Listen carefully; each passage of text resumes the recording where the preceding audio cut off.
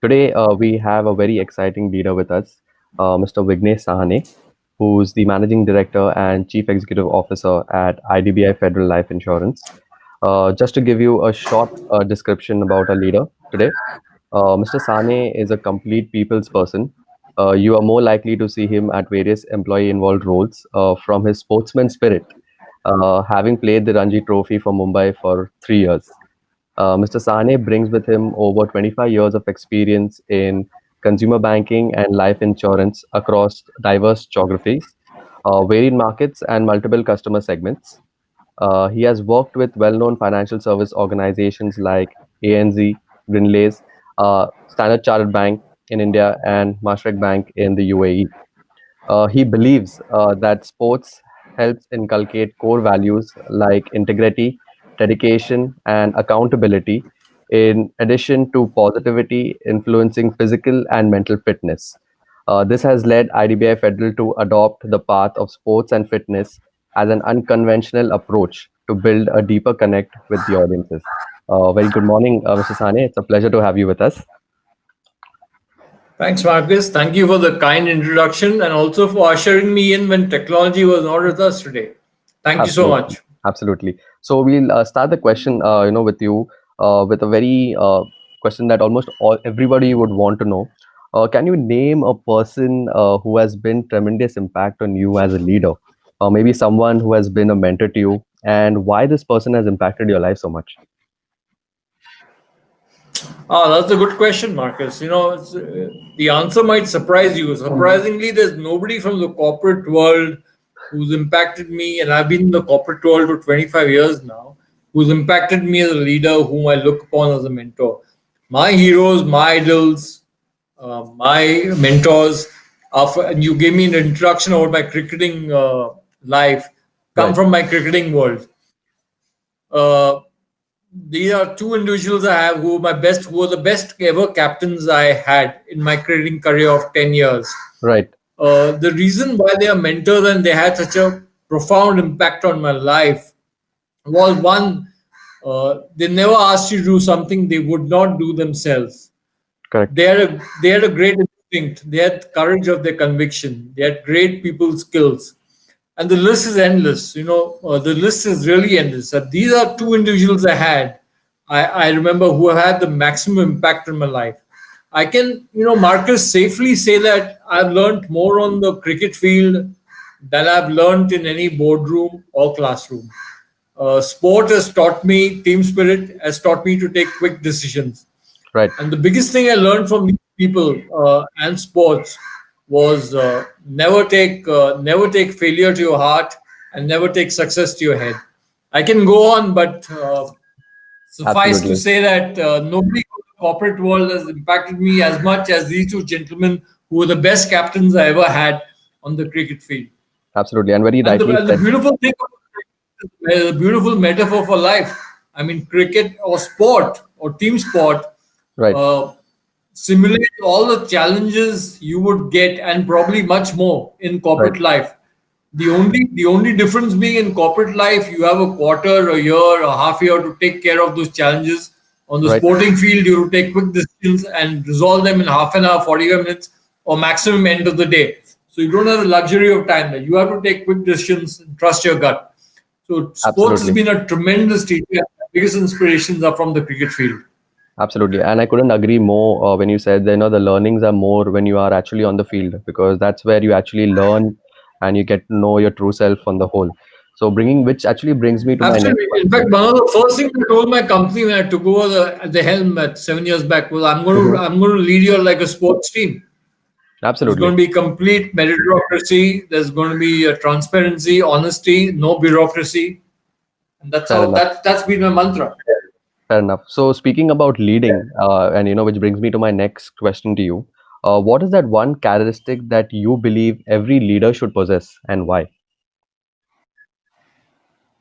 Another good question, Marcus. I think a long list of characteristics good leadership possess, and some qualities and characteristics change with circumstances the leader is leading under, and the Right. circumstances would change many times in a month or in a day.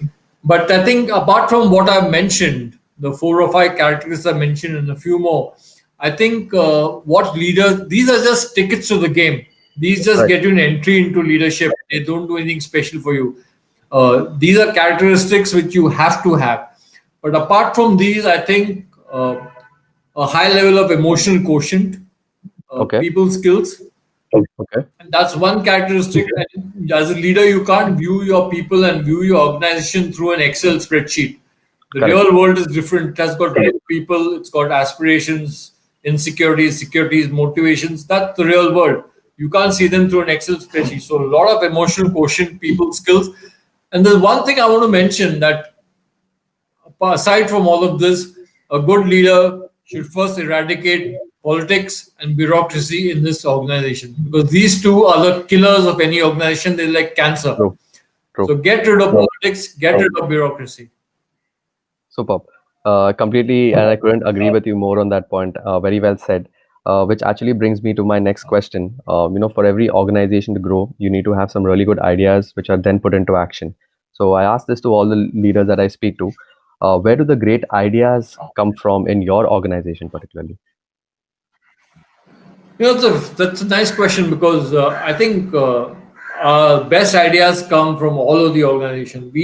We actually were inspired by this because we used to hear it through coffee conversation and grapevine, and we were wondering why people didn't come up and speak about their ideas. Maybe people were averse to coming and speaking and sharing the ideas, maybe thinking they would be called foolish. Correct. So we had a suggestion box, a suggestion email ID, where we encouraged and urged employees to come out with their suggestions and ideas. And we had prizes for the kind of impact each idea would have and how good an idea was. And you'll be surprised at the kind of great ideas, quantity and quality we got. So Right. I think we have to turn every tap open for ideas. I don't think ideas are restricted to the senior people in the sitting in the boardroom. In fact, the worst ideas come from them. They are prisoners. They're prisoners from Right. legacy. The freshest, newest, boldest ideas come from your most junior people, Right. Absolutely. and And that also, should be encouraged. we could also say the people that are actually in touch with your customers, your frontline workers, probably. Yeah, your salespeople will be surprised the kind of ideas they give you. I mean, brilliant, superb. That's why I think everybody should have a stint in sales before they take any other job because sales gives you such a perspective. Absolutely, absolutely. So moving forward, we'll shift to a little casual topic. The pandemic has really hit us hard, and we've all learned a lot from it. Given at the position that you are, driving in such a huge organization, what were the challenges that you personally faced? What were your learnings also, probably, if you could, share with us, and how did you overcome all of it? I think the pandemic took most of us by surprise. But the biggest challenge I thought would be in execution. Right, It's all very well to have Zoom calls and MS Team calls and FaceTime calls and keep speaking to your people. But for actual execution on the shop floor, you need interaction, you need trust, you need relationships. right, You need to have that team spirit, and you to actually execute any project. And you could be working in different teams for execution. correct, So I thought that would be a problem because you can't build these qualities, you can't build trust over a Zoom call.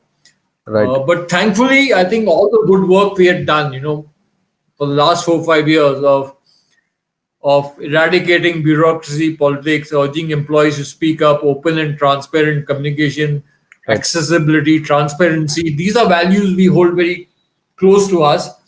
And we developed a great degree of trust and relationship before COVID. And all that's right, standing us in good stead now. If we had absolutely, not developed that trust and relationship pre-COVID, I don't think we would have executed or even managed relationships as well on Zoom. It's not possible. And sometimes, Marcus, I cringe.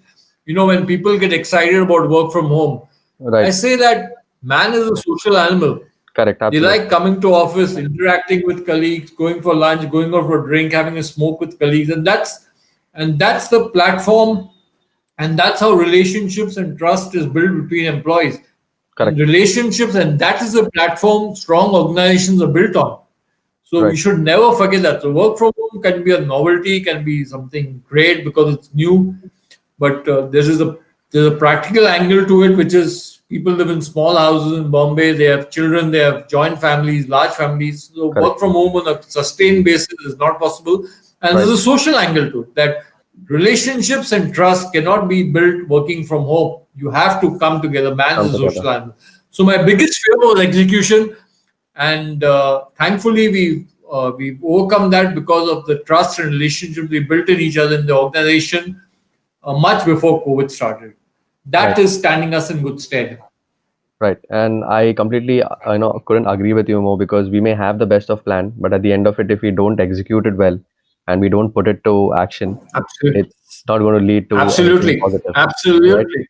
Right. And So execution requires a lot of trust. I can tell you that much. absolutely, you Execution need, doesn't happen remote. correct. Couldn't agree more. Being the visionary you are, being the leader that you are, I also am asking this to a lot of leaders, and I would want your opinion on it too. What do you particularly forecast, your industry to look like in the year 2021? I think the short term outlook because of this pandemic situation would be a little guarded. Okay.